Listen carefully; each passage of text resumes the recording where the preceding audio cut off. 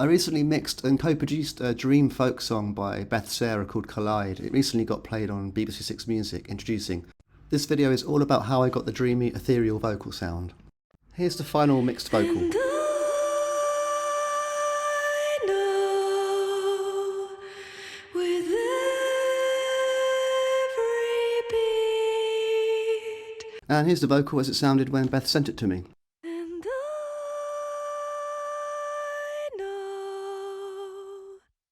with every beat. So to achieve the mix I wanted, I applied some processing on the track itself and I used some send effects. The main processing I did on the track was some EQ balancing, removing some low end rumble, adding some air frequencies, and then doing a couple of stages of compression using the L1176 and the LA2A, and a tiny bit of de-essing. Now let's look at the send effects I'm using. First up, the plate reverb.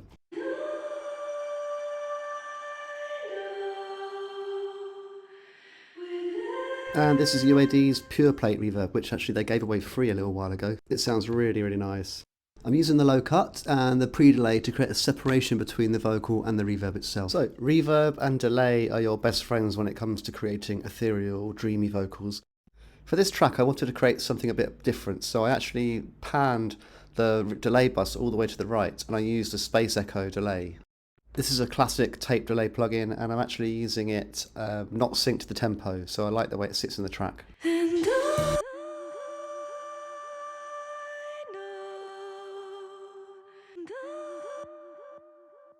So that gave me a dreamy delay in the right hand side. I wanted to balance it out with something on the left hand side, so I use a spring reverb on this bus here. Let's listen to those two effects together without the dry vocal.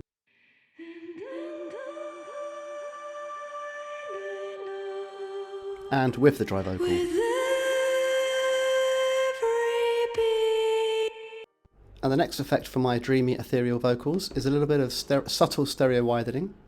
I'm using tape echoes by Softtube. It's set to virtually no delay time and it's just got a little bit of modulation, so it's just adding a subtle stereo widening to the signal. I know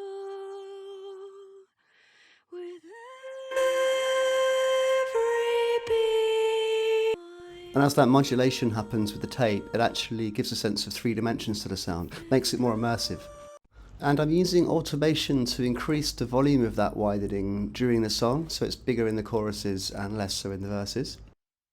Next up, I'm actually blending in a subtle bit of octave up using the Little Altar Boy plugin by Soundtoys.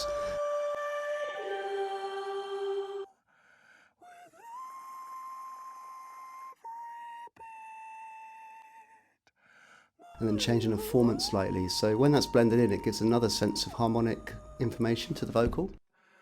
And then I'm using some EQ to take off the high end and the low end of that signal.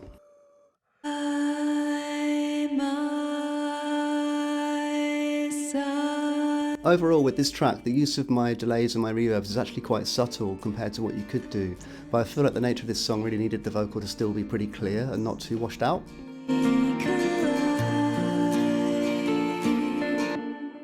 Hope you found this useful. Check out the full song on Spotify and all streaming services.